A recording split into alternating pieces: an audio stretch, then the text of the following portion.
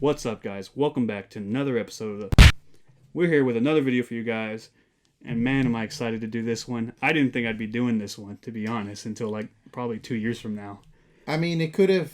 Oh, yeah, well, yeah, you did say that. Right, so... It could have been... I mean, there was a possibility that it could have happened. Yeah. It didn't happen in the time frame that people thought it was going to happen, but holy shit, it happened. Yeah, so basically, if you don't know what we're talking about, Spider-Man is back into the MCU, baby. He's back. At least for one movie, we know. So...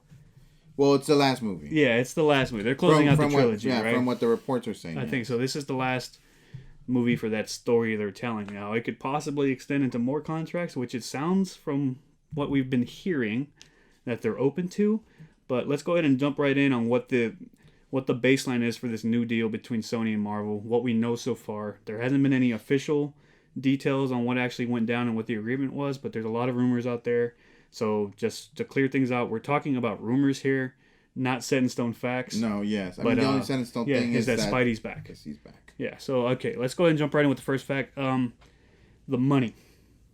I think the rumors are stating that Disney is now getting 30% of the movie sort of funds from movies that Spider-Man's involved in. Only for movies that Spider-Man's involved in, I think, in the MCU universe. So his solo movies and stuff like that. 5 movies? Yeah, so his 5 movies. So he'll be getting 30% from those already established and released.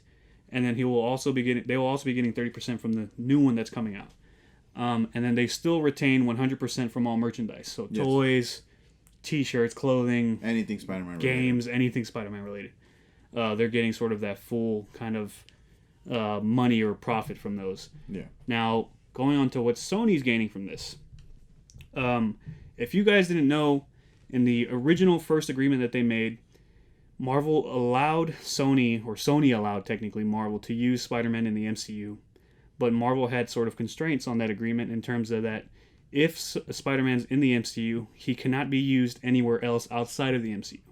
So this kind of took Spider-Man out of Sony's universe of Marvel characters, so that Venomverse is what they're calling it, which is why we didn't see Spider-Man in the first Venom movie. And trust me, Sony wanted Spider-Man in that first movie. Of course. If you guys didn't know, Tom Holland actually filmed a scene for that movie, and it was Kevin Feige that pulled the plug on that.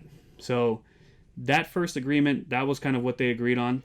And it makes sense. Yeah, it makes sense, right? They didn't want to conflict like storytelling ideals and kind of, I guess, tone. Yeah, plus the MCU has its own story continuity. Yeah, continuity, and then it's also not rated R. Exactly. So, which Venom wasn't rated R. No, it was PG-13. PG-13, which is Sony kind of setting themselves up, right? Yeah, it takes them out of the element of being in the MCU type. Exactly. Because if Sony makes its own independent film out of the MCU, it's going to have 2 different tones. Yeah, exactly. Marvel has its tone.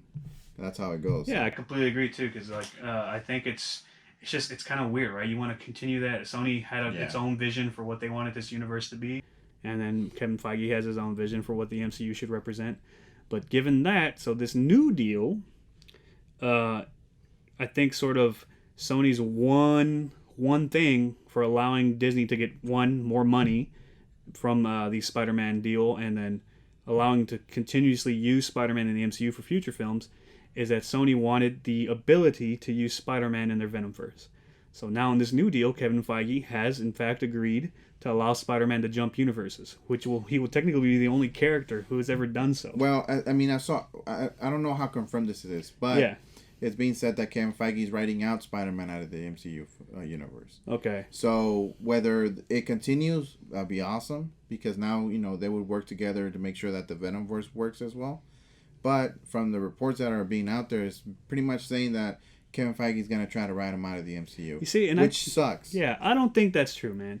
To me, I think that's strictly a rumor. I think that's somebody just kind of opening one thread, because there's multiple rumors out there, guys, and it's really hard to see which ones are kind of written truth, which ones are kind of just made up. Unless you're inside, you're just like us. Because most of it's all speculation. So there's that side of the rumor. Another rumor is that Kevin Feige is actually open to the idea of having Spider-Man jump back and forth between universes. So he is coming back for one movie. That's confirmed. It's also confirmed, I think, for now, that he will be in a non-solo MCU film as well. So maybe another Avengers film.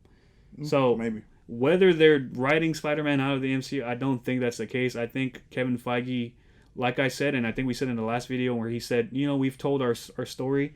He was just making face, man. He wanted to kind of, he didn't want to put Disney in a sort of weak position. Nope. He's got plenty of story to tell for Spider-Man. So that theory alone that he's kind of writing Spider-Man out, I don't buy it for one bit, because this guy has got tons of shit to say about this guy. Yeah, there's a possibility that he could be writing. Yeah. And the only reason why he would want to do that, and it's because maybe they didn't really go into an agreement with Sony. Then again, it's a fair opportunity for Marvel to have its final story with Spider-Man. You know what I'm saying? With an ending that's not Far From Home. No, definitely, because they have to close that story. So that's why I said it was a bunch of BS when Kevin Feige was just like, hey, we've told our story. No, you haven't. You just left us on a cliffhanger, which is BS, right? That's not what Marvel does. So there's two sides to this story, and whether it's true or not, just we'll have to wait and see what the details are. Now, like I said, the other side about Kevin Feige being open, about him sharing two universes, there's even rumors out there that Feige's even allowing the idea of Venom sort of breaching into the MCU. Yeah. Which to me sounds amazing. I mean, well, that's if Sony allows it to. Yeah. Well, it's not. I don't even think it's a matter of Sony allowing it. I think Sony wants this sort of relationship to go a bit further, right? Oh, okay. So there's a lot of stuff out there saying that Sony's now allowed to reference. So it's now being called an adjacent universe, right? It's not part of the MCU. It's existing with the MCU, right? It's its own universe because it's got its own storyline and plot. It's not sharing the same, right? Yes, but it's still one universe, one cohesive universe. They can still reference the MCU, but the big bad of the MCU is probably not the big bad of Sony's universe, right? It's like they're taking a more grounded approach. Yeah, it's like the Netflix. Yes, exactly. Yeah, it's like the Netflix universe with the Defenders. Yeah, so I think Sony's considering the MCU. Okay, that's like cosmic crap. Like our heroes don't really fit into that world because they're low tier heroes. Which Spider-Man in reality, to see him fighting with the Avengers, he's not really. It's kind of the same thing with Bucky being there, and Nick Fury being there. Like, they don't make sense because these are cosmic beings that are fighting. Even Iron Man admitted, like, what the hell am I doing? I'm just a guy in a can, right? Yeah. So I think the way they're approaching this makes sense, right? Sony's going to be sort of this grounded universe, Spider-Man's universe, and then he can still go into this calling, just like how they do in the comics, right? Yeah. These characters don't always cross paths in the comic books, even though they're existing in the same world. Yes. And then this event happens where they all need to come, and then some out of nowhere they all show up, right? It's conveniently written in the comics, so why can't it be conveniently written in the movies? Exactly. So I think Kevin Feige sees this opportunity, and now they're approaching it exactly like comic books because it makes sense. They've been doing it for years. Exactly, it makes sense. So I'm actually excited to see where this goes. So now I'm not. I was very pissed off about Sony creating this sort of universe with Morbius. They've even announced apparently a Madam Web movie, which pissed me the fuck off. And then they announced that Spider-Man's back in the MCU. So I'm like, okay. And the kind of what the approach they're trying to take, if it is true that's the approach they're trying to take. Even apparently there's hopes of a Into the Spider-Verse-esque type movie, but using Tom Holland and even bringing back Andrew Garfield and Tobey Maguire, which would be freaking insane. That would be insane. So there's so many opportunities on how they can execute this, and I think now Marvel and Sony are almost on the same page. I think they're getting there because Amy Pascal, who's sort of the producer head of Sony and kind of controls oversight of Spider-Man, is completely on board and I think if she could, she would just give Spider-Man to freaking Kevin Feige. She seems to be completely on board. They seem to be on the same page, sort of creatively speaking, on what the character and what the possibilities are and how much value he offers to both companies. Exactly. I was about to say that, yeah. It's all about the money. Spider-Man can bring a lot of money. Exactly, man. And I think Disney realized this, right? Which is why I think Kevin Feige was trying to stay tight-lipped about the whole thing. He didn't want to break the ties. He didn't want to badmouth anybody. Because Spider-Man, now that Cap and Tony are gone, you need a cash cow for the Marvel Universe. And I'm sorry, I know how popular Captain Marvel was money-wise and sort of Black Panther, but those guys are not going to headline your Marvel Cinematic Universe, man. They're just not well-known enough. Exactly. You need established characters, and Spider-Man is one of the most well-known heroes of all time. I think he's still considered the number one hero of all time. Second is Batman, third is Superman, and then you have Iron Man and Cap kind of filling in. Who recently and they've been taking over that, those areas because of what the MCU has exactly, and just this track that Marvel's on with announcing Phase 4, where they're making a freaking Eternals movie, heroes that nobody's ever heard of. Yes, granted, Guardians of the Galaxy did so well, but when you're kickstarting a universe or another phase of a universe with heroes that nobody knows, it's kind of iffy, right? So you always need that flagship character. Hey, Spider-Man's going to start Phase 5, but we're also introducing Blade and Ghost Rider and all this stuff. So not only that, but I mean, they made the universe like that for it to fit in just like that. So exactly. With Spider-Man Far From Home coming out, Tony saying, hey, you're my prodigy, whatever. You can take over everything now. Make sure you get things right. But he knows. So I think this is the approach that they're going to be taking now, because Spider-Man is that one character that makes sense for him to come in and out of the MCU, right? And by the MCU, we're not meaning he's leaving the universe, but he's coming in and out of event films, which are these Avengers and stuff, right? Well, it's because he was never really introduced at the beginning. Just like the comics, man. And so expect his solo movies to be more Sony-ish, akin to the Venomverse, but still referencing the MCU, right? They're still going to reference the blip. They have to.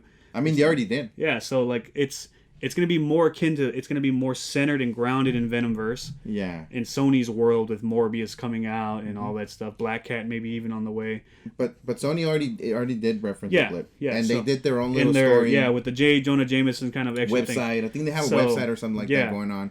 And, they actually, went back on everything that Kevin Feige said about the blip. Exactly, yeah. About people not being hurt when they came back. Yeah, it's like, dude, I was doing a stunt and the thing went off. The trampoline wasn't there. So ever since then, I've been in the hospital. I was like, what the fuck? So they're already kind of, I guess, shifting the movies to that. So now the solo Spider-Man movies are going to be grounded in the Venomverse, but he can still reference the MCU, and he's still going to be part of the MCU when those event films happen. If that does happen, that actually would be really great. Yeah, for both companies, for fans, for every executive that gets money from it. It'd be really, really good. It'll definitely work, man. And I think just as long as everybody's happy. Yeah, as long as everybody's happy. I think they need to make sure that the fans are happy.